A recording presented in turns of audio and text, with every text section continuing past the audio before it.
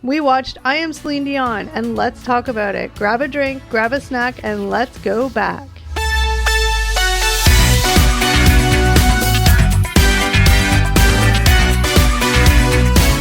Hi guys, and welcome back to another episode of Gen X Unfiltered, the podcast. What's up, everybody? Hey. I totally screwed up that opening, but we're not redoing it because it is what it is. It is what it is. It's live. Well, I guess that's real life. It is. Okay, so as the title states, we are talking about the documentary, I Am Celine Dion. But guess what, guys? We're going to throw a curveball into this one. What? We're going to do the whole podcast in French. That's what I was going to say. Were you trying to say Generation X? Zut alors. Generation. Like, the podcast is over. That's all we got. That's Yeah, it. we got about 6 words in there. Bonjour, au revoir, comment ça va? Yeah, that's about it. My French is sad. It's not that good. I'm embarrassed. Yeah. And I'm from Montreal. Well, that's the worst part. Be like, oh, you speak French? Like, Okay. You were born in the Belle Provence. I know. In fairness, you were there till you were like 5. No, I know. My family, they were Anglophones too. So, you know, All no one right. spoke Let's French. get back on track, guys. All right. Okay. We talk too much, so let's get back on track. What are we talking about today? I Am Celine Dion is a 2024 documentary directed by Academy Award nominee Irene Taylor. The film offers an intimate and raw behind-the-scenes look at the life of the iconic singer Celine Dion. It delves into her personal and professional journey, focusing particularly on her battle with stiff person syndrome, a rare and debilitating neurological disorder. The documentary spans over a year of filming, capturing Dion's resilience and determination to continue performing despite her illness. That's the summary of the documentary. Yeah. Documentary much in a nutshell. So for those of you that don't know who are listening, we are from Canada. We are from Ontario, not Quebec. But I can say, even in Ontario, I mean, Celine Dion is like queen here. She is, yeah. Yeah. And you go to she's like legendary status. go to Quebec, and it's like, whoo. She She might as well be on the money. Like, she's that, like... Well, she is money. Yeah. Yeah, well, but she is huge in Quebec. Yeah, like, you know, you can go back, look at her, like, you know, the wedding she had there. It was like, it's like the royal family or something like that. Yeah. Wedding there. Oh so, my God. Needless to say, I mean, not only is Celine Dion one of the all-time selling artists, I mean, we're proud to say she's Canadian. Yeah. No, her story is crazy too. Like coming up from like, you know, a small town in Quebec to, you know, relative poverty, really. Yeah. To like where she is now. Like it's a crazy. Really quickly. Don't worry guys. I'm going to keep it really brief, but just a little background on her for those who don't know. And then we'll talk about the documentary. Sure. Yeah. Sound good? Yeah. It sounds great. Okay. She was born March 30th, 1968 in Charlemont. I don't know how to say that. Quebec, Canada. Small town. I don't know where that is in Quebec. She was the youngest of 14 children in a musical family. I think it's fair to say she came from a very good Catholic family. Yes, 14 siblings. That is she followed crazy. through to the letter on that one. Mama crazy. Dion, you know, she's a busy lady. Oof. Nowadays, it should be mom would be have a TV show or some reality show. I with know. 14 kids and counting and some of that. She began singing at a young age and gained attention with her first public performance at the age of 5. At 12, she recorded a demo that caught the attention of René Angelil, who became her manager and later her husband. Super creepy. Well, yeah. I mean, yeah. Well, Yeah, we'll he didn't marry her right away. We'll talk about that. Yeah. She released her first album, La Voix de Bon Dieu, in 1981. Gained international recognition after winning the 1988 Eurovision Song Contest representing Switzerland with the song Ne partez pas sans moi. I had no idea that she won Eurovision. I didn't know that either, actually. That's crazy. I know. Yeah. So really quickly, her first English language album, Unison, was in 1990. She achieved global superstardom with albums like Color of My Love, 1993, Falling Into You, and Let's Talk About Love. I remember all those. I don't recognize. I don't recognize any of those titles. Yeah, at all. I think she. Well, No, and then she kind of blew up. I mean, internationally. I mean, this was just huge. Yeah. That she performed the theme song for the blockbuster film Titanic in 1997, which became one of her signature songs and won an Academy Award and Grammy Awards. Oh, that My song Heart was Will massive. Go On. I mean, I love watching her perform that because she's so like extra. It's Yeah. just amazing. Like heart, I'm like, how are you chest not hurting beat or yourself? whatever. Yeah. Am I the only one when you hear that song, you think she's saying hot dogs? Not. No. No. No. Whenever I hear the song, it sounds to me like she's saying, "The hot dogs go on." Okay, really I good. have to listen to it again now. Let me just get through this so that we can get on to the good stuff. Okay. She married Renee Angelil in 1994. Oh, for some reason I thought it was later than that. 1994 or earlier than that. Sorry. She has 3 children: Renee Charles, born 2001, and twins Nelson and Eddie, born 2010. Her husband Renee had cancer and he died in 2016. That's right. Yeah, I remember he passed away a few years ago. So this kind of will lead us into sort of what the documentary is basically about. But she launched a successful residency show at Caesars Palace in Las Vegas starting in 2003 and running for several years, becoming one of the highest grossing residencies of all time. Ooh. And then in 2021, she revealed her diagnosis with stiff person syndrome, a rare neurological disorder which affected her ability to perform. So that kind of takes us to the documentary. Yeah. Really quickly, going into the documentary, I didn't really know what to expect from it. Like, I thought it was going to be kind of like talking about her career, talking about her life, like building up to sort of where she is now. I don't know about you guys, but me, like, it didn't really have any of that. No, I didn't know what to expect. I thought she was going to be like, because hearing stiff person syndrome, I assumed she was going to be like in like total paralysis, basically. And I mean, like at one point in the documentary, jumping ahead a bit, she has a seizure and like gets into that state. Well, it opened up with that too, right after. But wasn't the first scene of her? Yeah, I'm pretty sure the very first scene was her. Okay, hold on a second. Let's just. But I wasn't sure like how severe her condition was. Well, here's the thing, though. She was diagnosed in 2021, and she kind of just disappeared. She canceled her show, she canceled her residency, and she kind of just disappeared. So then I don't know exactly when it was, but it was like a year or two later. She kind of made that announcement to everybody, saying, "Hey, this is what I'm suffering from. This is why I have to cancel my shows." Yeah. And then, so I mean, you know, in theory, she's had like 2+ years of intensive therapy. Like, we don't know what she was like. No.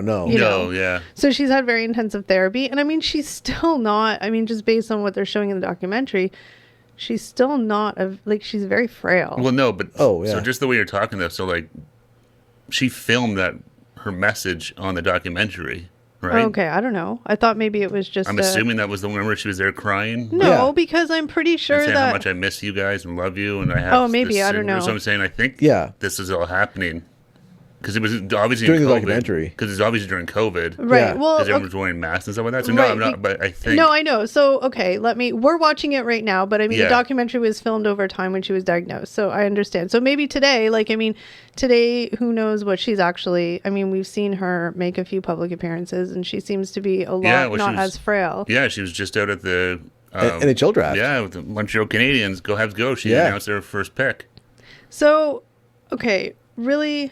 I don't know where to kind of dive in because the documentary, for those of you that haven't seen it, it is very just focused on obviously her illness and her recovering from this illness or trying to get her ultimate goal is to get back on stage. Yeah. That's what she wants. That's what she's trying to do. And with physical therapy and stuff like that, she's trying to. Even though the odds are not great for that particular syndrome, because I mean, even she explained in the documentary that it can be triggered by touch, it can be triggered by stress, loud noises. So I mean, it was sort of weird, like the way she's described it. It's almost like a panic attack type situation where it's all triggered by like stressors and like environment. It's not like it doesn't just kind of happen. Well, she did talk about like how she was trying to treat the illness early on, right? When they weren't sure what it was. She was taking Valium.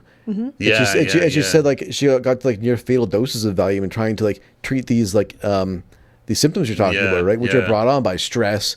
And, having a residency in Vegas seems like the worst possible situation to trigger something like this. Especially because you're probably doing a couple of shows a night. Yeah. It's more, lot. I mean, that alone, but I just mean like the stress of it always, but the physical impact on your body on performing like that, like that's crazy on anybody. Healthy or not, right? Oh, no, it's a lot of, to be out singing every night, doing like a full concert. Like I said, I'm guessing they probably do 2 shows a night. Like, that's a lot. So I watched an interview with Celine Dion that she did after the documentary came out. Like, this just came out a couple weeks ago.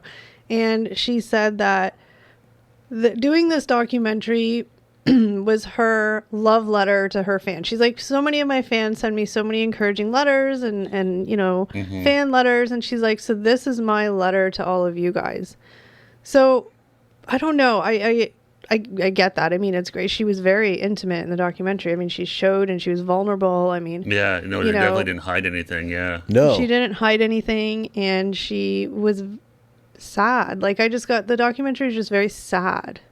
Well, I just got it was sad, and I felt her frustration too. Yeah, because she said basically like, my lungs are fine. Yeah, like, and she was like, I know how to sing. I know what I want to sound like, but it's the space in between like my lungs and you know, coming out of my mouth. Yeah, the muscles, exactly. That's the problem. They're basically frozen. Exactly. Yeah. And she's basically almost in the same thing when we watched the Bon Jovi documentary where he was having the issues with his throat and voice. It's like they want to do it, but their body just won't let them. And they all want to do the same thing because, I mean, she said the same thing. Like, people are like, well, just go out there and sing. No one really cares. You can get the crowd to sing along and can kind of hide it. Yeah. But she was sort of like Bon Jovi, like, no, if I can't do this at 100%, I don't want to do it. Well, they all say the same thing, right? Like, people are paying lots of money. Yeah, exactly, yeah. And you want to give them their money's worth. And, like, you know, they take it as their job. They're it's their passion and something they care about immensely, which is cool to see because, the easy thing to do would be to, you know, maybe get a couple more backup singers and, you know, maybe bring the microphone down a bit, or like they said, when it comes to this part, let the crowd sing it. Just play to a click track or something. Yeah, it's like she could. I'm sure it would still pay to see it, but...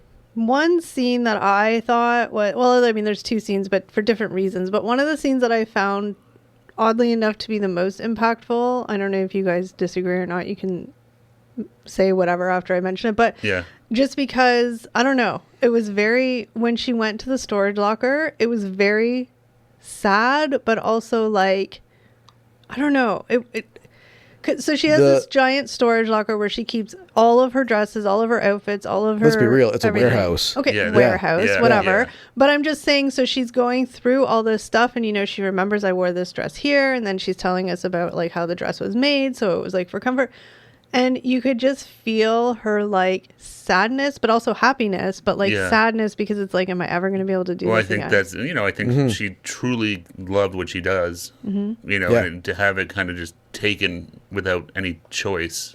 Yeah. You know, you can see that's a lot of it. It's just trying to get through that part of it where, you know, it's nothing that she did wrong or she didn't decide to stop singing. It's just she has this condition now that she just can't, and it's trying to come to terms with that on top of dealing with the, you know, all of it. Exactly. And it's not like a condition that a lot of singers like get impacted by, like, you know, like Bon Jovi, where your vocal cords were the problem. Her vocal cords aren't the problem. It's the whole, like, the syndrome. Yeah, it's all it's her whole body. Yeah. Now, one thing I have to do say about Celine Dion, and I've always thought this in interviews I've seen, but I actually think she's a really funny person.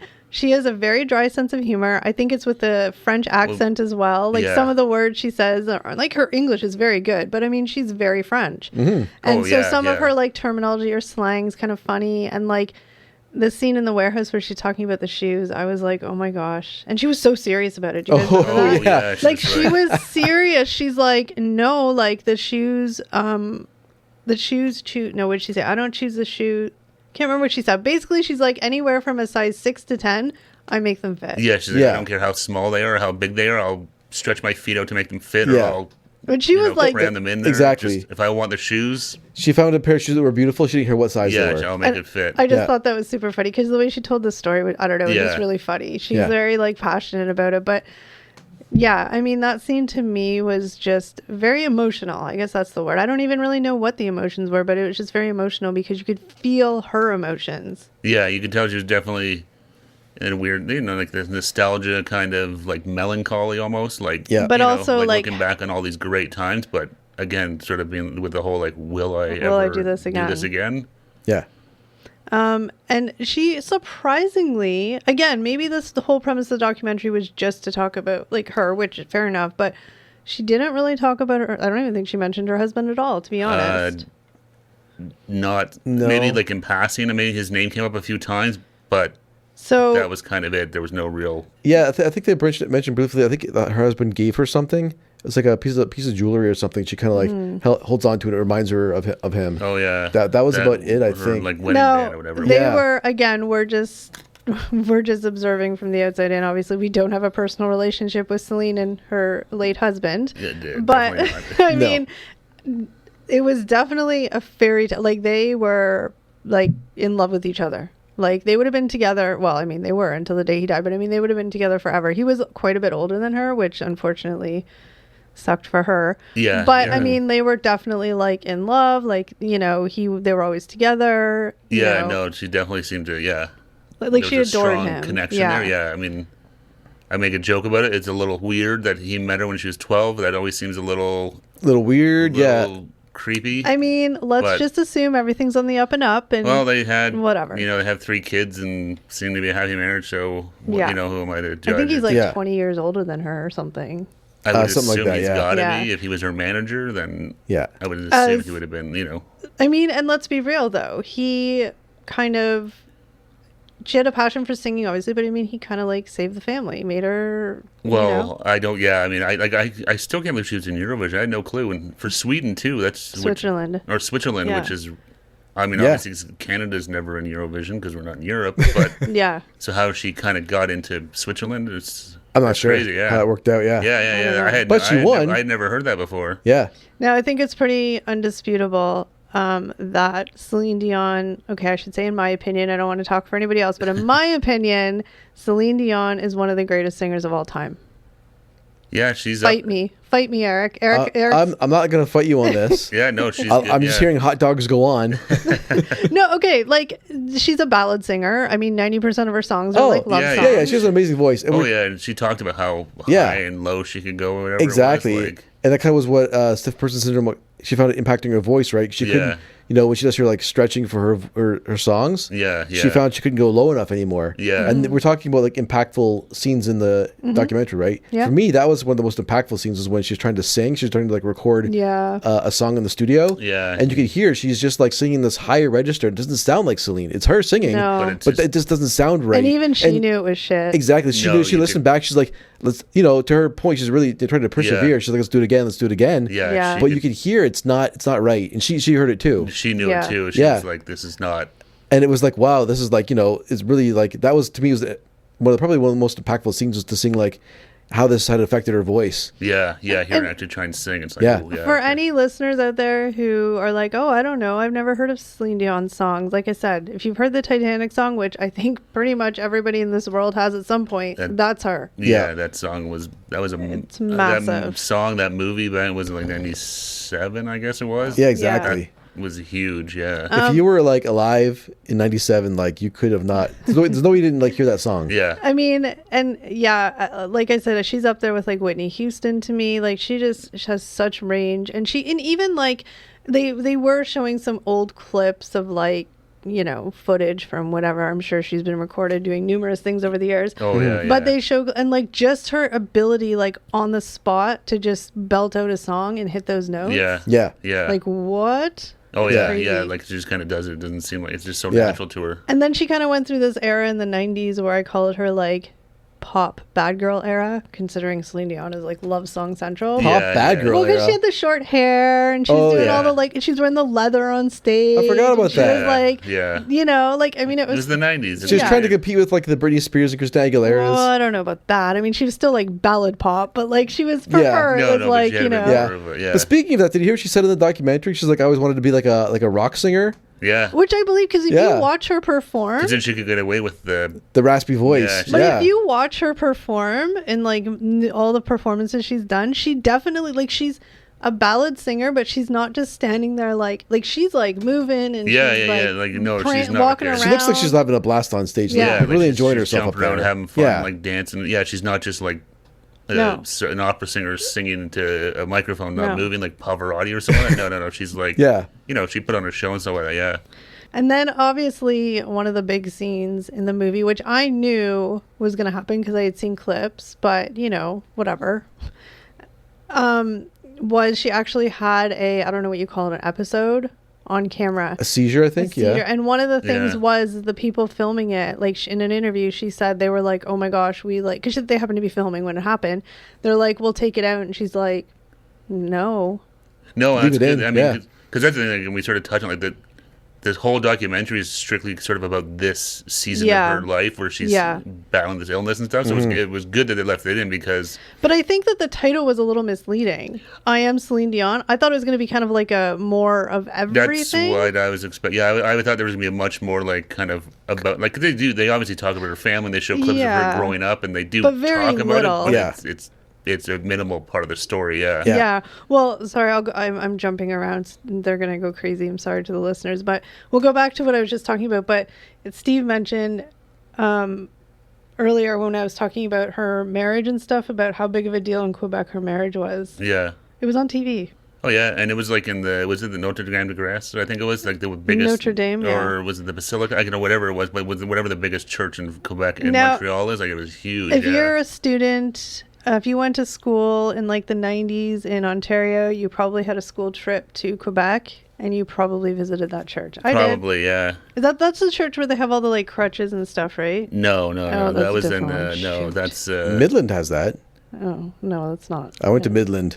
Eric I didn't go to Ottawa. Quebec. Eric came from a small town. They could only go to Midland. No, I think they got married in Montreal, not Quebec. That was outside of Quebec City, the one you're talking about. Okay, they got married in Montreal? I think so. I'm pretty sure they did, yeah. Okay, which is funny because Renee, her husband, is a divorced Catholic. I know, that was always, some people mention that. It's, Well, you got enough money to pay the church will do whatever you want. Yeah, okay? yeah. It's funny how, I don't know, But just really quickly, so her church was televised. It was like, news in Canada when she was pregnant, when she gave birth to her first child. It was like on the news tickers here. It was like Celine Dion gives birth. Like, it's crazy. The Prince of Quebec. When I tell you that she's an icon in Canada... Like, she's an icon in Canada. It's, like, crazy. Well, especially in Quebec, In Quebec, French in Quebec is, there's living here in Canada. We hear it all the time with, They're different worlds. Well, not that, but it's, they're fighting to keep French. Yeah. Right? It's slowly disappearing more and more. So to have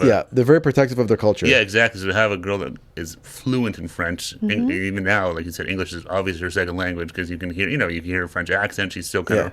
But to have someone like that get to where she did. And to still be very, very humble. Yeah, it's, she's a huge example of, a shining star of the Quebecois. Obviously, she comes across as humble. And, she obviously lives in Vegas now. She doesn't come back to Quebec often, That surprised me a little bit. I wasn't sure if she'd stay in Vegas if her residency was... But I think because her kids, right? She has 12-year-old She has 12-year-old kids that are probably in school and all that kind of stuff, right?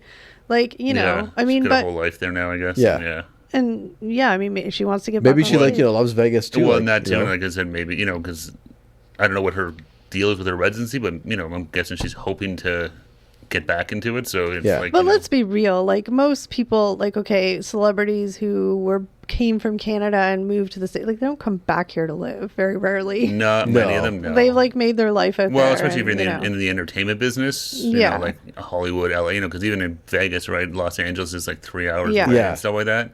Now, although she does have, look at her cottage. You want to see, she's got a nice place in Quebec, that massive cottage she built. And she probably never goes to. Well, I think it's a family cottage for everybody. Because, she got 14 siblings, so. She got to look after those siblings. She built them like a condo. It's massive, that thing, Okay, so now I'm going to circle back to the thing that I brought up that we started talking about. Then we went off topic. Sorry, I went off topic. And then now we're going to circle back, which is, to me, probably the most poignant scene in the whole entire documentary. Where she has an episode on camera, a full from start to finish episode. Yeah. And I'm not going to lie, it was terrifying to watch because... It's pretty crazy, Terrifying because I feel like her body was completely out of her control, but her mind was completely there. Because the way they were talking to her, she's coherent. Terrifying. Yeah. And when I say, so it started out where she was at the physical therapist. I don't know exactly what, I'm going to say physical therapist. It was some sports medicine doctor. Yeah. And he was doing something with her feet and her feet started going numb or twitching or something. Yeah. And then it was pretty quickly that she went into a full blown, he had to lie her down. They were trying to prevent it from like going further. They're trying to stop it. Yeah, they could see it coming. Yeah, because he kind of knew. He's like, hey, he said, go get so and so. I think we're gonna. Because he tried to give her like the nasal spray to calm it down. Yeah, and that didn't do it. Yeah. Well, so I think they were trying to just be like, okay, breathe, lie down. Yeah. It's okay, breathe. Yeah, so but I think it was just, it just kind of went too far. So I mean, it just went from where she was lying face down.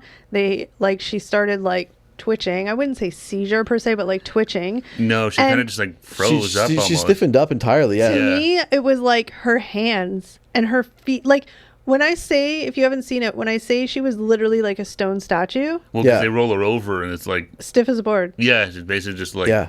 Yeah, but you can see her face. Like, well, that's what got me the most was her face. It was literally frozen in an expression of pure and utter terror. Yeah, she's like, she started crying. She couldn't even blink. Yeah, no, I think there was tears coming. Yeah, it was tears coming down her face. It was and she awful. was kind of like moaning and groaning because I think like the moans. Yeah, and they were talking to her and like trying to, and then they're like, okay, like because obviously they have levels of treatment of how to like whatever. So they ended up having to give her the Valium nose spray, which I feel like the way they were talking was sort of like the last resort. To I think so, get them out of it. And I mean, I don't know exactly how long it went on for because I mean, obviously they might have trimmed it down a bit. Yeah. But then it ended, and oh, you're right. I forgot the Valium came in after the she was just full blown seizure. I thought it was a preventative thing, but you're right. Now that I remember, because the impression I got in the conversation she had was it was sort of like this was like because even he said he's like, okay, get the nose spray. I feel like it was like a last, Yeah, well, I think because like Eric started touching earlier when she was taking it way too much. Yeah, I think she's actively trying to find different ways to manage it. It's sort of like, okay, none of this stuff's working. Yeah, go to the medicine. I forget the number she said. It was like 100 or like 1,000 milligrams of Valium she's taking a day. Yeah. She said basically it was like she was up to like near lethal doses. Yeah, so I kind of feel like she's now with the therapy and she's trying to manage it more naturally. Yeah, and it's like okay, and then it gets to that point where it's like okay, we need the medicine. Yeah, because I mean, like again, just thinking about her hands and her feet, like they were like her hands were like claws. Yeah, and at one point he's like, "Just squeeze my hand if you're in pain," because she couldn't talk. No, he's like, "If you're in pain or whatever, squeeze my hand or something." But it was just when they rolled her over and you could see her face frozen in that expression. It was like, yeah, it's really sad. Oh my God, like.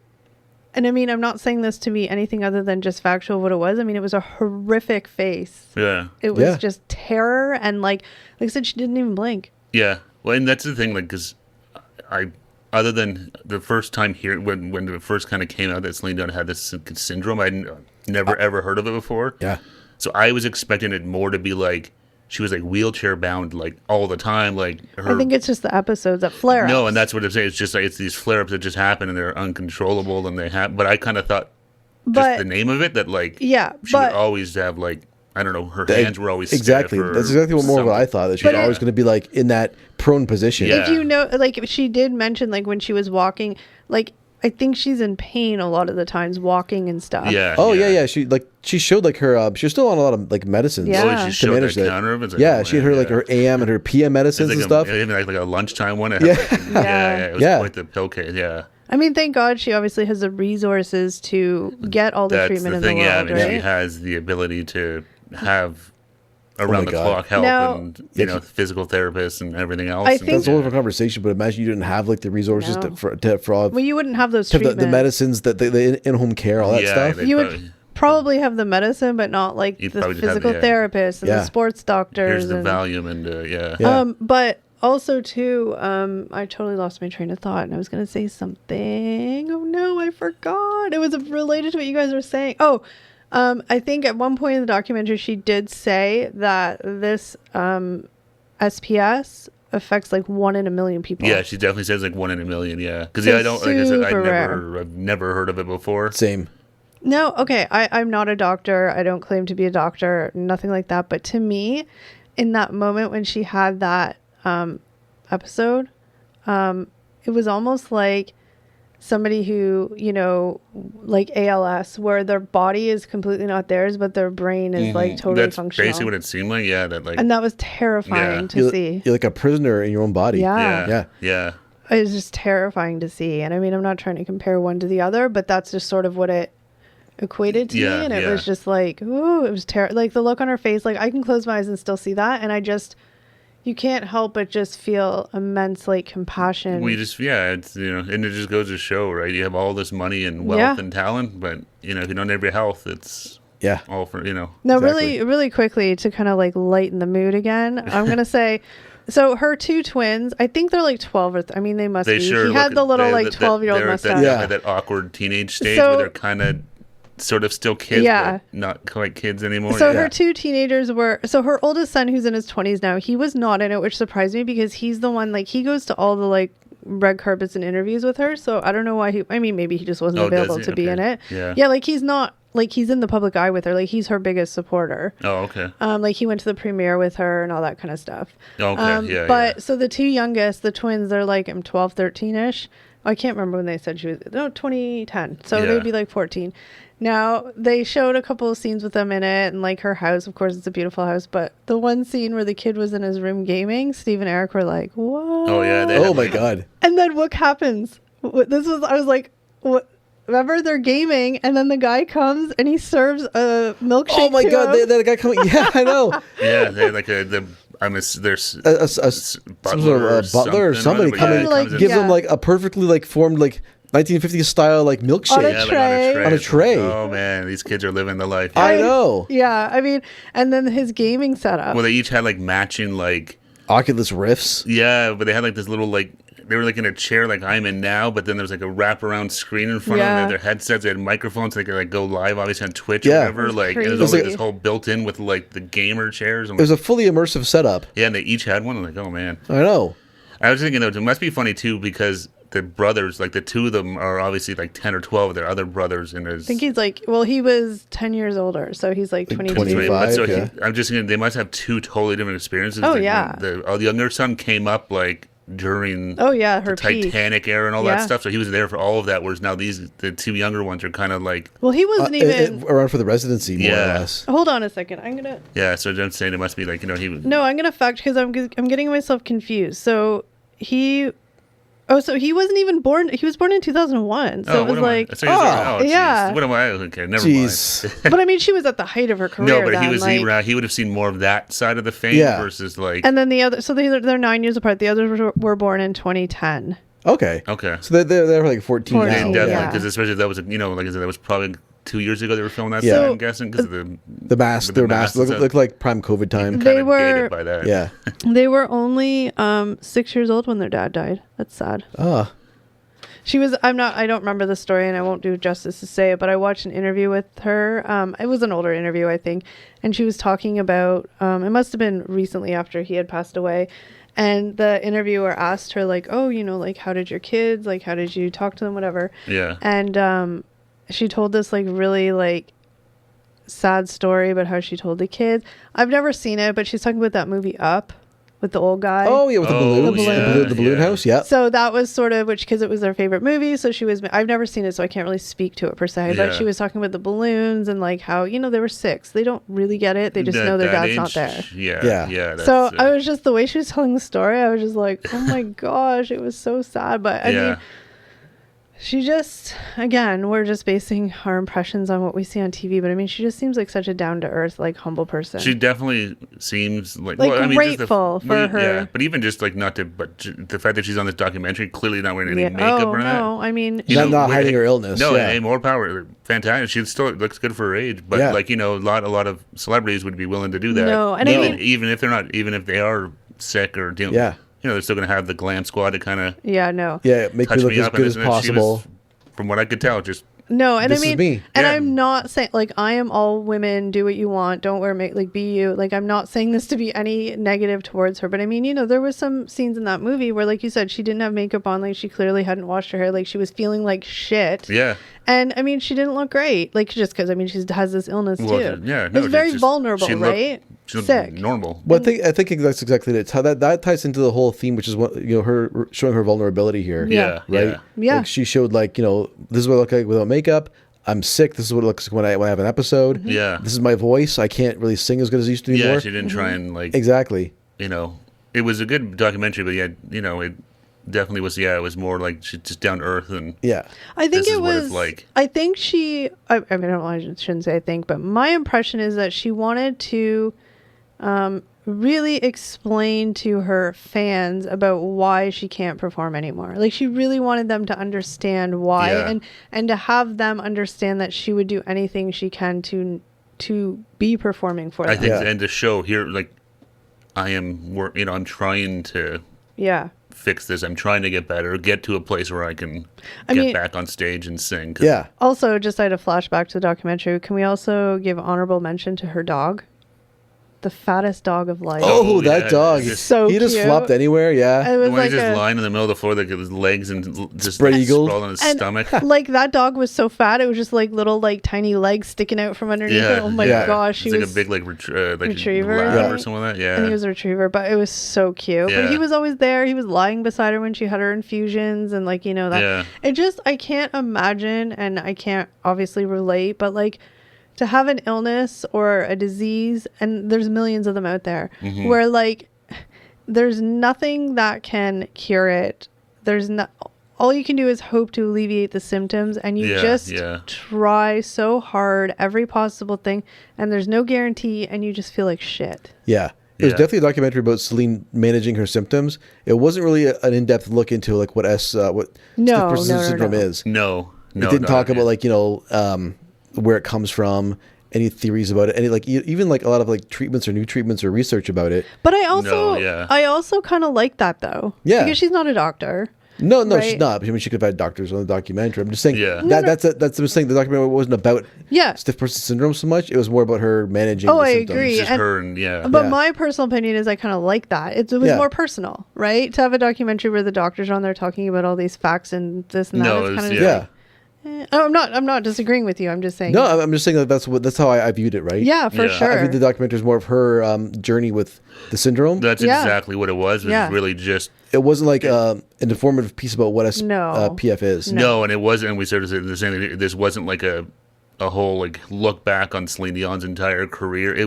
They did talk about that, but it's really just this, like, sort of current snapshot of her life and what she's going through right now with this illness, and that's really what it all was about. Yeah, which I didn't at the time. When we said we were going to watch it, I thought it was going to be much more. Well, the title's kind of deceiving. Yeah, I thought it was going to be much more like about, like, her coming up through, you know. Well, I mean, more of a biography, more of a comprehensive story of her life. Yeah, and they touch on it a bit, but I knew that it was obviously a lot about her illness, but I thought there would be more talking about. I kind of wonder if, like, they weren't shooting it as a biography. No, they weren't. Or do you think they were? Yeah, and then this happened, I think. I don't know. Maybe. Well, just made me think of that was when you were talking about her recording that message to her fans and stuff like that. Like, I'm assuming that was the message we saw her record live in the documentary. Mm-hmm. Yeah. But it's like those cameras were already there, like, for weeks or more. Yeah. So it's like, unless the odds of them kind of knowing this was going to happen, and that's why I'm like, I wonder if they were doing a documentary about her and then. I don't know. This episode happened. And because like I think she knew that she had this illness maybe she did, before. But decided, hey, let's focus on that, not so much just like a. I don't know. I don't think that she was doing. I think that this was specifically to do this because it's hard because you have to get the timing in your head right. So now it's 2024. This documentary was filmed, like you said, it was COVID-ish times, so it could be 21, 22, somewhere in there. And then, but before that, she knew that she had this, like so when the documentary starts, she'd already canceled her residency. Like, she didn't cancel it during the documentary. She'd already been, like, going through treatment. She had already stopped performing. So, I don't know. Yeah, I have no clue, but it was good though. It was interesting to see. Like, it was definitely not what I was expecting in terms of what it was about, but it was good. Okay, definitely say it's worth a watch. I just totally forgot how many good songs Celine has. Oh my god, so too, many. Right? And go through them all. Now it's funny. Now I've seen them, like, you know, how many of her songs you still see on, like, TikTok and, like. Oh god, yeah. And I mean, here we had the Much Music or Chum FM countdown on the weekends. It was like our MTV countdown. Not going to get in the MTV debate, Steve. It's okay. Chum FM's a radio station. Chum FM's a radio station. But they played it on TV. They played the music videos. Oh, my gosh. They played just clarifying for people. They played it on TV, right? Yeah, so it was on, like, City TV, which had owned Much Music, blah, blah, blah. It doesn't matter. It probably wasn't City TV. They're giving me looks, but ignore that. Anyway, it was a video countdown. Yeah. And I swear to God, for all the years that I watched it, she had one song on there all the time. She had a ton of. I mean, if you go through her like catalog, yeah, I mean, like, she had like a ton of hits back. It's hard to find a year in the 90s, like through like the 2000s, like when she didn't have like a song on the charts in Canada somewhere. Yeah. Well, she, like I said, she's one of the top selling artists of all time. She sold over 200 million albums. Yeah, because don't forget, she also had albums that were in French. Yeah, she was super successful in French. I mean, more localized success, I think. Well, I don't definitely think much more of a niche market. For sure. Well, I'm guessing that probably was something that's how she started. Was French. That's what I was going to say. I'm guessing when Renee became her manager, he kind of was like, maybe let's try an English tune, see how that goes, and because I mean, let's branch out and I mean, go win Eurovision, follow ABBA. But I mean, she, like I said, she is, don't ever speak bad about Celine in Canada, especially Quebec. In Quebec, no, not Quebec. They will hurt you. Yeah, no, I thought it was hilarious though, seeing her come out for the Canadians at the draft. And she looked amazing. Yeah, she looked really good. She looked confident. She looked, like sturdy. And again, like from when the documentary's filmed to now, it could be a couple years. Like, I don't know exactly. A year or two at least. But she looked happy and like excited, and and she even came out. I saw sometime during the season. I saw she showed up at a Canadiens game in Montreal too. She was a lot, or maybe they were playing in Vegas. They must have been playing in Vegas. I bet. Yeah. She showed up there just to obviously she's a huge hockey fan. Go Habs, go! Well, that's the thing. If you are, especially the Quebecers, I mean, they're never. I don't know what I'm trying to say, but I'm saying they're born like, they're Montreal Canadiens fans. Like, that's it. Like, there's no, I guess that's why, because you are. There's no in between. That's no, right. it's like. They used to be the Nordiques, but not anymore. So now there's officially no in between. Why? Was the Nordiques more popular than Montreal? No. No. I don't think so. I mean, I guess it depends where you live, but, Well, and so Quebec's like interesting. Like, obviously, Montreal, it's all French. They all have French there. Everything's French.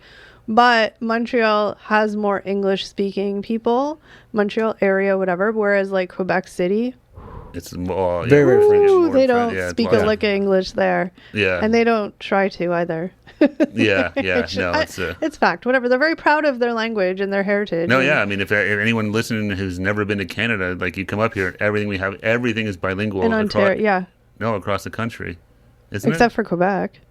Yeah, but. Everything is English and French on all the signs. I'm everywhere. assuming it's all of Canada. I don't know. I only know Ontario, but I'm assuming. I'm pretty sure it's all Canada. I'm pretty sure it's all of Canada. I would assume, yeah. Yeah, everything's well, like we've shown that before. Every one of our food packaging, French and English, French and English. Yeah. So I'm saying, so anyone watching this has never been to Canada or seen any of our other videos on our other channels. Yeah, may not know that, but everything's bilingual up here. And we grew up going to school. Now they start even earlier, but like French is a mandatory course in school. Yeah, from we took it. Now it's grade 1, which is smart. Good. I wish I knew French. I know. Me too. I wish I took it again when I was my other job. They were offering French lessons. I took them for a couple of years, but then end up canceling because they were like, it costing too much money. It's if you want to work in the government here, it's very difficult if you're not bilingual. If you're bilingual, it makes gives you a lot more opportunities for stuff like that. Like higher government jobs and stuff, especially if you're in Ottawa, where the federal government is and stuff. But anyway, we went off the rails a little bit. I was going to tell the story. I had a friend that was bilingual, and he would always, if you ever got a traffic ticket or whatever, he'd always request a French hearing because the cops would never show up.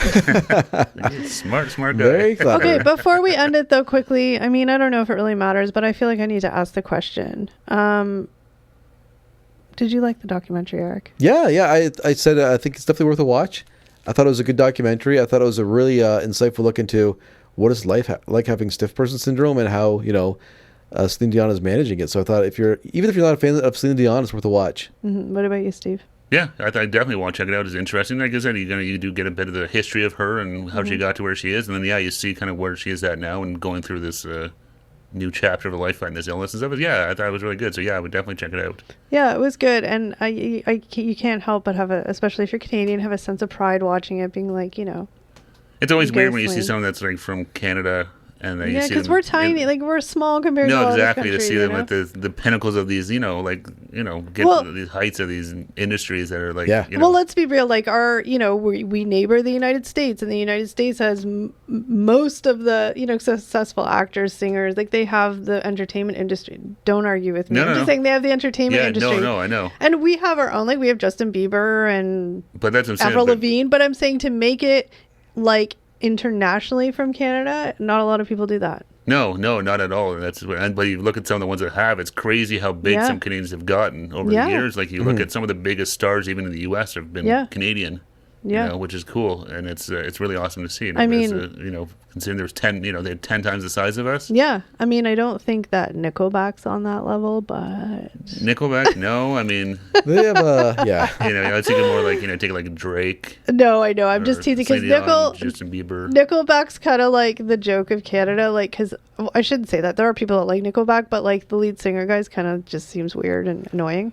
Yeah, they had a whole trend of everyone hating Nickelback for a while. Yeah, it's like this whole big thing. It's like a Canadian joke. It's funny. Oh, that's more than just Canada. That's like a worldwide thing. Whatever. But no, I'm just saying. Yeah. No, it's I don't know what the hate came from for those guys. Because Chad Kroeger looks like a douche, and I feel like he is a douche. Sorry, maybe you're not, but okay. Yeah. Wasn't Avril Lavigne married to him? For a minute. They were. Oh, yeah, they were. For a minute they were. That, yeah.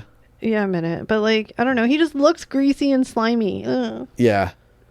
Yeah. I think he just took himself too seriously. What's the thing? In interviews, but remember people asking him like, we're going way off the rails right now. It's okay. Yeah, that's all right. Remember people asking him like, why does Nickelback suck more or less? Yeah. And he'd be like, well, 100 million people who bought our albums say Nickelback don't suck, so Nickelback doesn't suck. Oh P.S. God. We sold 100 million albums. Yeah. Like, relax. Yeah. Like, whatever. You could like just, let it roll off his shoulder, make a joke about it, like, my mom thinks I'm cool or something like that. Exactly. Yeah, There's no way they sold over 100 million albums. They sold a lot of albums. They were huge. Really? Well, I'm not sure if it's 100 million, but it was a lot of albums. No, that's like... I'm not a huge Nickelback fan, but they were. They do have catchy songs. Because they hit in the tail end before MP3 and downloading took off and streaming, right? Oh yeah, no, they were a huge band. I mean, they do have some catchy hits. I'll give them that. And for whatever reason, just like the Rockstar song. They're kind of having like a resurgence again now, of being cool again. Like the Rockstar song, I like that song. That was catchy, yeah. Anyway, I remember seeing them live at the Much Music Video Awards. I was there once. Okay. Whoa. Anyway, sorry, this is about Celine Dion, but a little bit of Canadian in there. We can't help but talk about Canadian artists sometimes. It just you talk about one, and everybody's mixed in. But yeah, I mean, I think definitely it's a very emotional, very raw, very documentary. Watch it if you're a Celine fan. Even if you're not, give it a watch. I think it gives you an appreciation for at least the vulnerability she's willing to share with the world. 100%. Yeah, was it on Prime, right? Prime, yeah. Prime, yeah. But comment below, let us know if you guys have watched the documentary, or if not, what is your favorite Celine Dion song? I want to hear. Ooh, yes, let us know. I want to hear, because I want to hear that one that they sing on TikTok and they serenade the rest. I always forget which one is that. It's all coming back to me now. It's all coming back to me. It's one of my favorites. But thank you guys so much for watching, and we'll see you in the next one. Take care, everybody. Bye, everyone. Au revoir, mes amis.